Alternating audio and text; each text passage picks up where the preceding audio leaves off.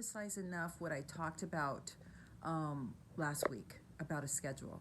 And what really brought it home to me was last night I was watching the news, and there was a astronaut who they were interviewing who has been in isolation for like a year, right? So he knows all about isolation, and he had some advice for us now that we're all isolating.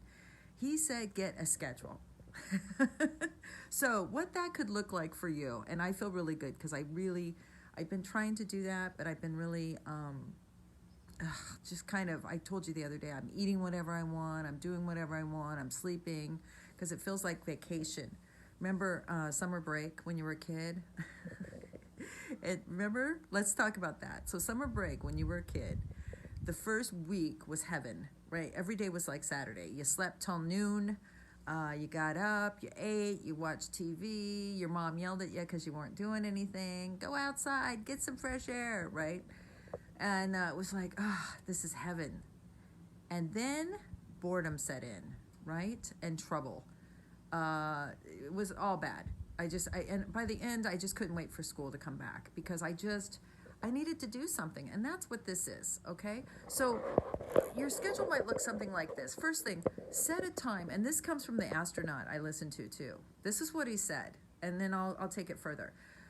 What time do you wake up? Wake up at the same time every day. Go to bed at the same time every day. Let's say Friday night or Saturday night, you make it a stay up late night and watch movies or whatever. That's your special night. But otherwise, get up at the same time. Go to bed at the same time, right? If you are like me, I'm such an alcoholic. What happens is when I feel powerless and out of control, I clean. Well, first thing is I work. I'm a workaholic. So it feels to me like if I'm working, I've got some control. It's just a mind fuck is what it is. But same thing with cleaning. Cleaning and organizing makes me think I've got some kind of control. And so a lot of you might be doing that right now, like cleaning the hell out of your house, organizing, trying to feel like you've got some control. Okay, but you've got to have balance. So I want you to take your day. We're going to live these days because I think it's going to be a while, okay? It's going to be a little while, and you need to stay in. It's going to get worse before it gets better. I think in a couple weeks, California will be where New York is. And then a lot of other states aren't even where California is. So this is going to be a while. So let's get this organized into days. So 24-hour period of time. Wake up at the same time every day. Go to bed at the same time every day. When I wake up, I do my morning pages. If you're in recovery, it would not hurt you to do some kind of prayer. If you're not in recovery, it wouldn't hurt you to do some kind of prayer. It wouldn't hurt you if you're feeling despair and anxiety. And despair is the word. I've had a lot of people contact me and they are in despair. Get on your knees. Ask God for help. Now is not the time to hold to, I don't believe in God. Pray to the hummingbirds, pray to the sky, pray to the sun coming up, the oceans coming in and out. Even though we're in crisis, the tide is still coming in and out every day. The moon is still shining. You know what I mean? Life is still happening. That's why I love getting outside when this crisis is happening, because there's butterflies flying around. Everything is actually still going. I'm just not getting my way. Okay, so I don't want to get off track. There's a lot of content here for you to decipher, but I want you to do some kind of morning routine. If you get up, maybe it looks like getting up. Maybe your prayer time is making a hot cup of water with lemon, some tea, a cup of coffee, going out on your patio or sitting down in your breakfast room. No news. Just sit down with your coffee and maybe do a meditation. Do a reading of some sort. If you read the Bible, if you read a daily meditation, if you read the big book, subscribe to something, one of those apps on your phone that sends you a daily affirmation. And say that, even if it's an affirmation, right? Today's going to be a great day. And just enjoy your cup of coffee for a minute and be still. Your prayer could be just thinking about the doctors, sending good vibes to doctors and nurses and scientists and all the healthcare workers, the truckers, the people at Ralph's, the people that are keeping the stores open and the pharmacies open, the pharmacists. just send out good vibes to them for like 5 minutes, right?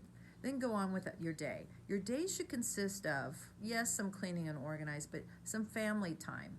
Now, if you're alone and you're isolated, that means calling your family, texting your family, writing a letter, sending a vlog, right? Do a video like this and send it to your family. I love you guys. I hope you're good, right? Do that. It will make you feel better.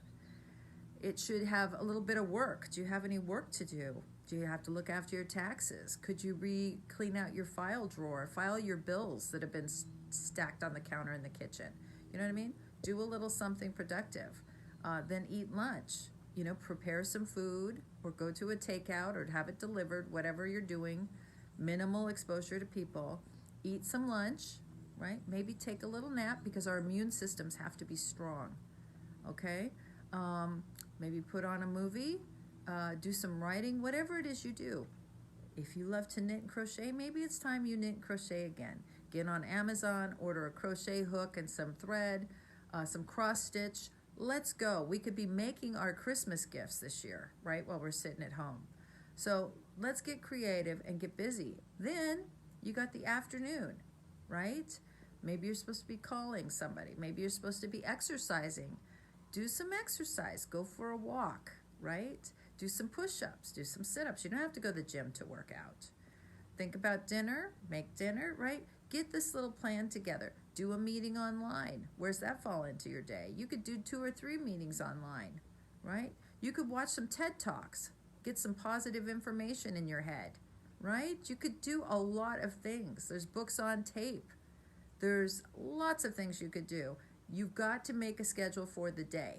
Doesn't mean it's forever. If we all go back to work tomorrow and everything is fine, then you can just throw it in the trash. But for today, make a schedule. Tomorrow's Friday. Make a schedule for tomorrow.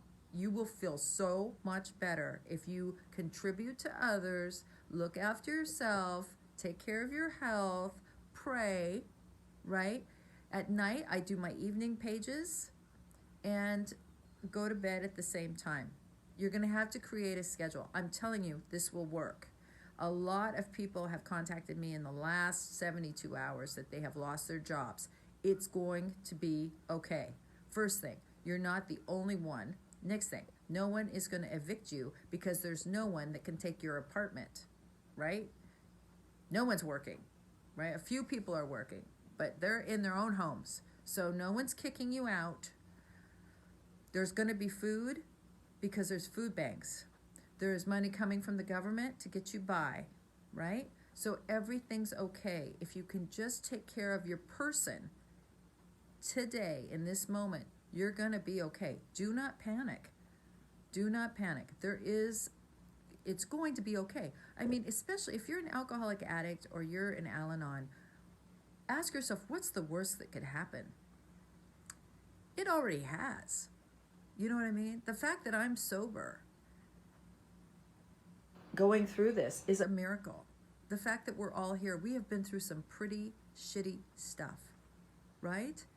And I have a great story. I think I've told it before about that time I was on that airplane ride and we were 12-stepping this girl, flying her back on a private plane to a treatment center.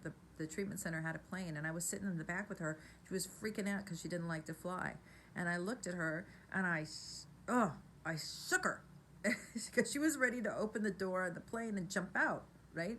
I shook her, and I said, hey, you're a cocaine addict. You've been through way worse than this. And she kind of was like, oh yeah, I have, So come on, let's go. Get a schedule together. If you need ideas for your schedule, look online, right? There's TED Talks. I mean, there's so much information. Now is the time to improve our lives. Take a cooking class.